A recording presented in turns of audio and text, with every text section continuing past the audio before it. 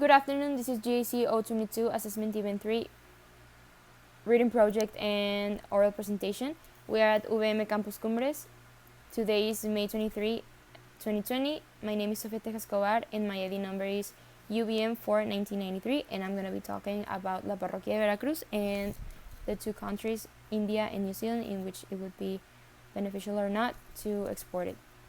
The topics that I will carry out in this presentation are going to be La Parroquia de Veracruz, giving it a little bit of background information, the marketing mix of the company, the pest analysis of both India and New Zealand, which are the countries that would be analyzed in order to see if it would be beneficial or affecting whether it could be sent there or not. Then moving along to the consumer profiles of both countries. Finally, giving a conclusion and the references that I use for this project. Okay, so La Parroquia de Veracruz is a restaurant or cafe really popular in the city of Veracruz in Mexico. It was founded more than 90 years ago, but it was a small bakery in front of a church called La Parroquia de la Asunción, which is now recognized as La Catedral de Veracruz. And in actual times, this brand has grown to having 32 establishments, as well as a coffee trading company and their own farms. And the reason this company was chosen is due to its popularity in the country and the relevance of coffee consumption in society, which it is undeniable that coffee is one of the most popular drinks around the world, having Finland and Sweden the most highest rates of coffee consumption according to statistics made by the International Coffee Organization. Talking about the marketing mix, their products are very homemade essence. They have a homemade essence. It can be scented as if a mother or a grandmother made them instead of a professional chef. And also they have great quality in flavor and in presentation. They are very well known for their product lechero, which is some kind of coffee, and it is very popular due to its flavor and the presentation it is provided. The prices may vary a lot from 25 cents to $5, converted also to American dollars. This is due to the great variety of products in their menu. And moving to the place aspect, it has an online store in which you can buy their coffee, but also it has 32 establishments of physical stores all around the country, being in the state and city of Veracruz, the state and city of Mexico, as well as Puebla and other states. And the way this company promotes itself is through social media, such as Twitter, Facebook, and Instagram. But it also has an official website in which people can find more information about them, their physical stores, as well as their menu. So moving to the pest analysis in India, which is one of the countries possible for exportation, is that it shows that it is one of the largest democracies in the world, but the corruption increasing can affect business costs as well as the FDI. Moving to the economical aspect of the analysis, it showed that it is the 7th largest coffee producer worldwide. It also has the lowest tax rates and a GDP of 2.72 trillion until 2018. But even if this is all positive, there are 1 in 5 Indian people are poor. Moving to the social cultural aspect, there are increase of pension costs, as well as accessible employment for older workers. And moving to the technological aspect, it is the 3rd most advanced in technologically. It has an advanced IT infrastructure and a workforce, and there's a facility for e-commerce and trading between sellers and buyers from all around the world. So the table shown demonstrates that overall this country has a great stability, but it was claimed by the owner of the biggest coffee chain, Matt Chitharanjan, that coffee players have already been established in major cities and the consumers have already identifying, but there's also an expensive rent, and it is this makes it harder for new businesses to succeed. So he basically said that there's a major struggle for companies to succeed because of the popularity of the already existing companies, since India is one of the most famous producers of coffee.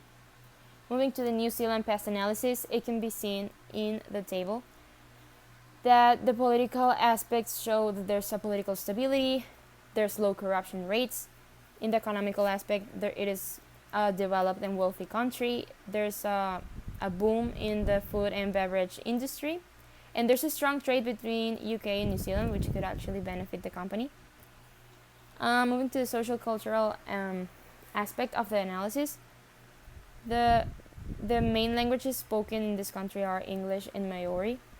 It is very culturally diverse, and the people are very open-minded and into trying new things. And 500,000 of the population in this country visit food websites related to the food and beverage boom talked in the economical aspect. And moving to the technological, they have their own educational system by the OECD. There's a very advanced IT technology, as well as 4 million approximately internet users. So the table shows that New Zealand is a harmonious country, and it has many advantages, such as a developed technology and a interest for food and beverage, which is the industry La Parroquia Veracruz is interested in entering. Moving to the consumer profiles from both countries. Regarding La Parroquia Veracruz success in India, even if this country is one of the largest coffee producers and the most recognized by it, there is an approximate per capita consumption in coffee of 0.03 kilograms, being mainly consumed in the southern area. And according to a study made by the Natural Restaurant Association of India, the average amount of eating out was found to be 6.6 times by month. But the good things is that the coffees and cafes are a place of interest. But Indian people tend to go out only in special occasions. This has been in past years. But compared to New Zealand, as it was mentioned before, there's a boom in the food and beverage industry. And according to a survey made by Cancer Blue, New Zealand showed to be the 13th highest coffee consumer in the world. And due to the amount of coffee consumption in this country, there are many facilities in the retail sales. Also, in 2017, New Zealand showed to rank in the top 20 of consumption per capita, with 0.94 coffee cups consumed by day. Also, cafes and restaurants have risen in popularity due to the increase of the disposable income and a desire to eat out with a higher frequency and a lower spending, which is beneficial for the business, which has a great variety of prices. So in conclusion, after analyzing the political, economical, technological, and social aspects of India and New Zealand, as well as the aspects of this business and how it has managed to be popular in this country of Mexico, it was shown both have plenty of advantages regarding the countries, as well as disadvantages regarding the establishment of a new overseas brand. And while both countries are incredibly technologically developed and could help the spreading of word through social media, both have great economical and political stability, as well as a social harmony and a population with initiative. It was considered that New Zealand was the desired country to be exported to, due to the restaurant and cafe frequencies being higher than India, as well as its population showing a bigger interest for coffee than what it was expected to be for India, even due to the country being one of the biggest coffee producers. So here are my references in case you wanna search up more information about the topic and investigate yourself. We are going to move along to a discussion section. Are there any questions regarding the presentation? Yes, I have one. What do you think are some struggles La Parroquia de Veracruz would face in India? Well, as the CEO of one of the most famous coffee shops in India mentioned, the famous cafes and restaurants are already established and have a lot of popularity in this country. So it would be more expensive for new businesses to maintain in the industry, since the profit will not be a positive one, since they will not sell the same as they would have to pay for rent or services or maintenance. Is there any other question? Yes, I have another question. What made you decide that New Zealand would be a better option instead of India for your brand? Well, it goes related to the coffee consumption and the frequency. People in New Zealand go to eat out in restaurants or at cafes. For example, New Zealand, as I mentioned in the presentation, is one of the main consumers in coffee, while India, even if it's a high producer of coffee, they do not consume the same. And adding the struggles that the business would face in India, I thought that New Zealand would be a great option due to the consumption as well as the popularity cafes and restaurants have in this country, since they have been rising in popularity since a few years back, and now it is very common for the people in New Zealand to go out to restaurants and cafes to eat. I have a question. How do you think La Parroquia de Veracruz will adapt to New Zealand? I think at first it's gonna be rough because, well, every new business faces their struggles while entering, even if it's the same home country. New businesses face struggles, but I do think that due to the popularity cafes and restaurants have in New Zealand, as well as the coffee consumption, I do think it would adapt a lot to the country, since, well, in Mexico it has a great reputation and it's a really famous business here in Mexico, in many states of Mexico.